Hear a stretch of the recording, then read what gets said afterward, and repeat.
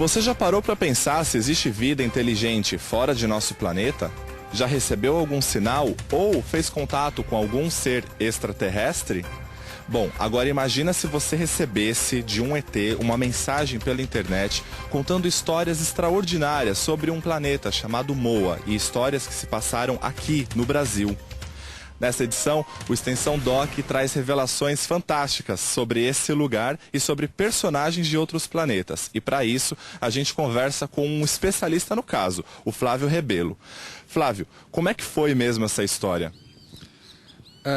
Eu parti do ponto de vista para criar um livro de ficção científica, na qual extraterrestre apaisana, né, os ufólogos vivem dizendo que eles estão entre nós, resolvesse contar, através do anonimato via internet, o que ele veio fazer aqui, como o nosso mundo foi descoberto e qual é a missão que eles têm aqui na Terra.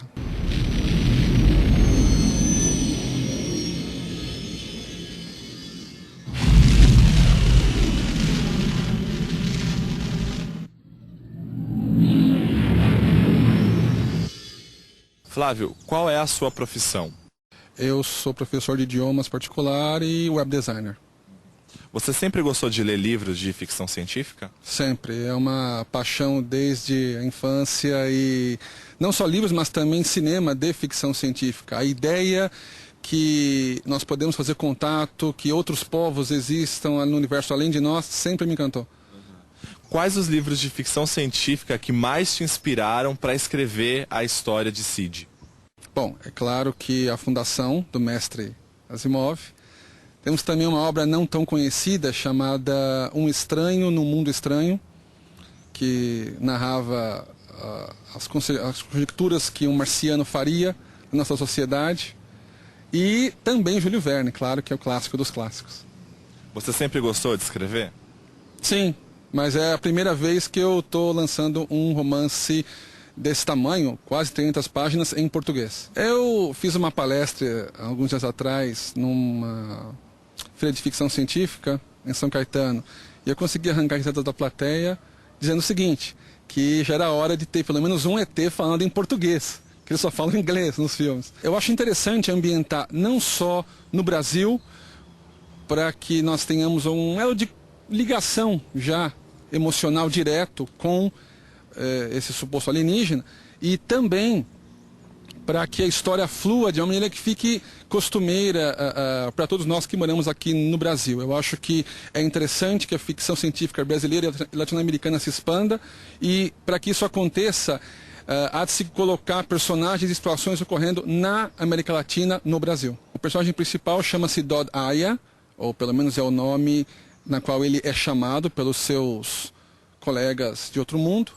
Ele é um de 5 bebês que foram deixados aqui na Terra por essa raça humanoide alienígena para que eles crescessem entre os terráqueos e aprendessem a cultura, a culinária, aprendessem tudo, que vivessem como um terráqueo vive. Depois de vários anos, já adolescente, ele é contatado novamente pelo seu povo e levado a uma base estelar próxima à Lua, e lá ele passa a relatar periodicamente, com indas e vindas na nave, como é a civilização humana, como é a cultura na Terra. Ele é fundamental para a história, porque ao longo de uma saga, serão 5 livros, esse é só o primeiro volume, né, a revelação, ele vai se deparar com algumas questões interessantes, que é justamente o impacto que a descoberta de um mundo habitado por humanos gera numa civilização. No caso, não na nossa, mas na deles, em Moa.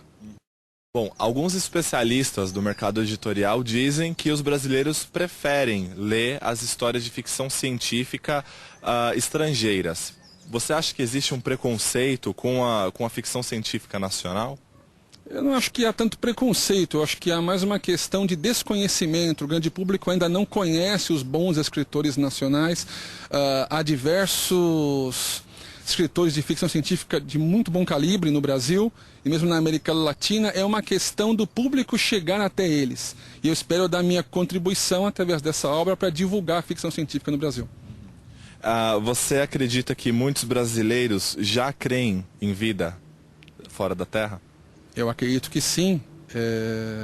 E não só brasileiros, eu acho que é uma questão matemática. Até qualquer pessoa de bom senso sabe que há trilhões e trilhões de estrelas no cosmos, cada um com talvez vários planetas. É uma questão matemática. Em algum lugar desse espaço todo deve ter pelo menos um outro planeta com vida inteligente para a gente poder um dia conversar.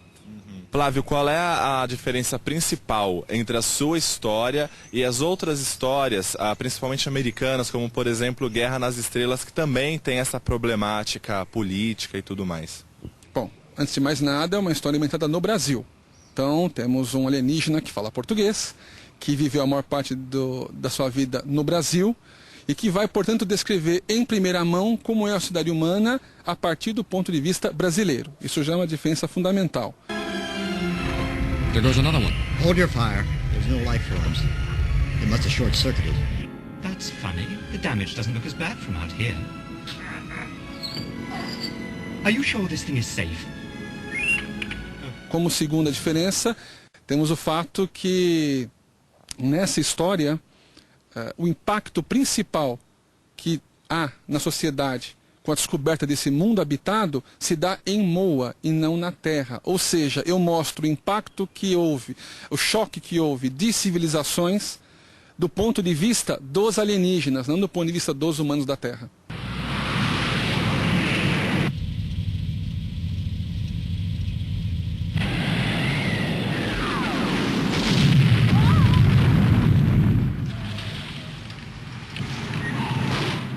Alguns leitores dizem que lá no início da história, quando você começa a falar de Dodi Aya e da vinda dele, que a história lembra muito o Superman, né? Quando ele vem na nave e tudo mais.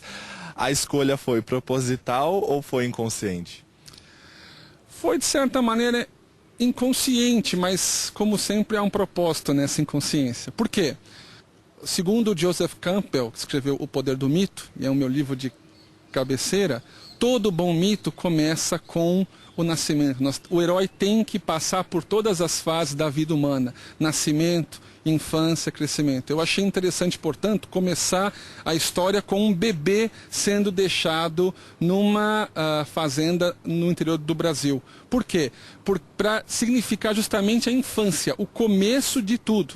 No decorrer da história, não só desse primeiro volume, mas de todos os 5 da saga, nós vamos ver o personagem que passa de um adolescente inocente e até meio perdido nesse turbilhão de eventos que o cercam, tomar pouco a pouco consciência do que é, do seu peso histórico e tomar as rédeas da situação.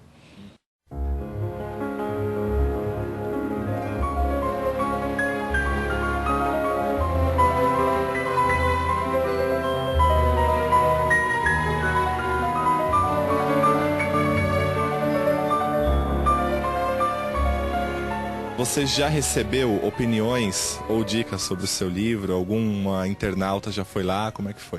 Já, o resultado está sendo muito positivo, as pessoas estão elogiando bastante a obra e isso é um incentivo a mais para que a saga continue vigorosa. Eu quero ver se em 1 ou 2 anos no máximo nós já lançamos o volume 2. Mas o interessante é que a resposta está sendo bem positiva, realmente positiva. Leitores de todo o Brasil nos mandam e-mails, nos escrevem, principalmente porque o nosso carro-chefe, o nosso principal meio de propagação do livro é a internet. A internet também está no próprio livro. O primeiro livro, seria praticamente a transcrição de 3 anos de diálogos, conversas por e-mail entre Flávio Rebelo, eu e esse suposto alienígena. Tem alguma história interessante de opiniões dos leitores?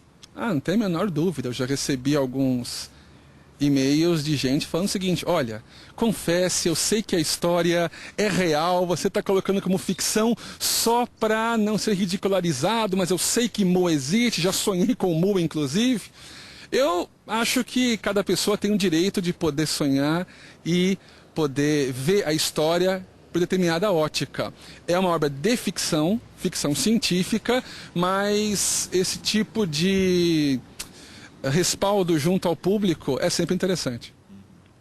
Não troque de canal, voltamos rapidinho com mais revelações de Dodi Aya, o extraterrestre da paz.